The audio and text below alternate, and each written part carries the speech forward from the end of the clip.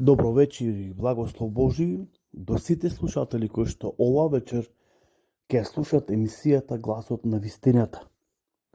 Како што реков дека зборуваме за исклучително многу важна тема. За сите нас зборуваме за воскресението на Исуса Христа. Но се сме благодарни за тоа што сме тука ова вечер, затоа што Господ ни овозможил, ни дал живот да живееме и да можеме тука да бидеме и ова вечер. Се разбира да го слушаме Неговиот глас, како што спомнав и минатата емисија. Да се нахраниме од духовната трпеза, тоа е всушност од Неговата трпеза. А тоа е Словото на нашиот Господ и Спасител Исус Христос. Зборуваме, како што кажав, исклучиво за многу важна тема, а тоа е дали навистина Исус Христос воскреснал од мртвите. Ако Христовото воскресение е вистина, тогаш можеме да бидеме сигурни дека Господ постои и дека токму е онаков како што Господ Исус и ни го опишал. Денеска постојат луѓе кои не веруваат дека Господ постои и дека овој свет, па дури ние, сме по некој случаен пат на овој свет. Знаете, многу нешта во животот ни изгледаат низ нашиот животен пат како случајни, но сепак Библијата вели дека Бог ја има целата контрола врз нашиот живот. Или пак дека се е под Божја контрола. Ништо нема случајно. Пред нашите очи многу нешта се случајни, но нема ништо случајно пред очите на Господа, затоа што Тој е сезналец и Тој знае се. И нината на овој свет е во Божи раци. Тој ги контролира времињата и Тој знае се. Затоа Него нека му е вечна слава од сега и за секогаш. Тој е семојкниот оне кој го твори небото и земјата.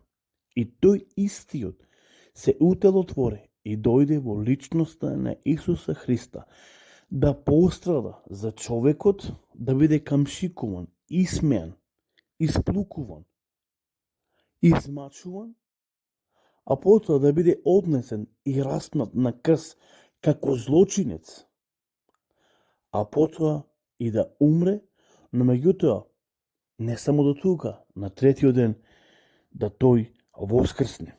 Така да самото воскресение е доволен доказ дека Бог постои и дека овој свет има свој створител, свој моделатор. Ако Христовото воскресение е вистина, како што кажав, уште минатата емисија, постои живот после смртта. Има една книга која што можам да ја препорачам. Всушност постојат повеќе книги, но оваа книга е многу мала и може да се наречи како и брошура, која пишува доктор Иван Импек.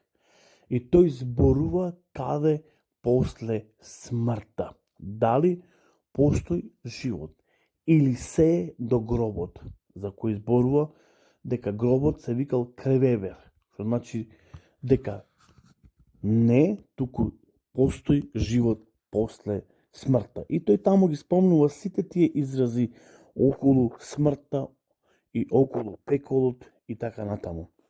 Но ако зборуваме за пеколот, тоа е една работа. Ако зборуваме за гробот, тоа е друга работа, но ние зборуваме за животот.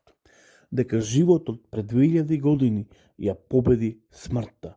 Всушност Библијата сака да ни каже дека Исус излезе победник и ја победи смртта. И тој денеска е жив.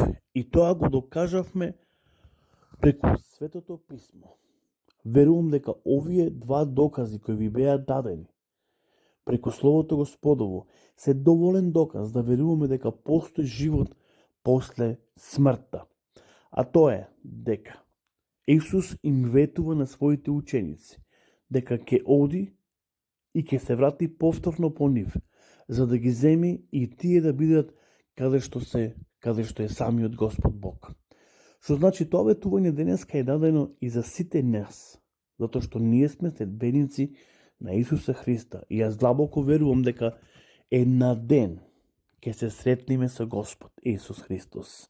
Библијата вели на небото, на воздухот, ќе се сретниме заедно, како невеста, како црква, како тело Христово и ќе бидеме заедно, затоа што Исус е главата на црквата.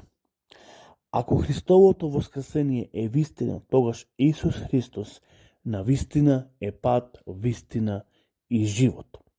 Без пат нема одење, без вистина нема ни знаење, но без живот нема ниту постоење. Ако Христовото воскресение е вистина, тогаш имаме иднина, бидејќи неговото воскресение е прв чекор кон подобар свет, што сите ние го посакуваме. Сите ние и сите размислуваме за еден многу подобар живот или за еден многу подобар свет, каде што можеме заедно да живееме и да имаме мирен и убав живот. Затоа апостолот Павле зборува и препорачува кога станува збор за молитвата, кога размислуваме за еден многу подобар живот за сите нас. Тој зборува за воскресението на Христа, дека Христос воскреснал од мртвите. Кога ќе ги читаме Коринтијаните 15 глава, ќе видиме како апостолот Павле зборува за воскресението на Исуса Христа. Една работа само сакам да рачистиме тука по прашање на апостолот Павле.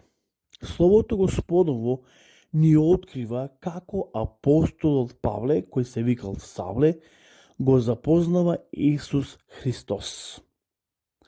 Тоа ни е опишено во Дела апостоли, затоа читајте го книгата Дела апостоли и ќе откриете како апостол Павле зборува и го дава своето сведоштво, како тој се сретнал и го запознал Господ Исус Христос.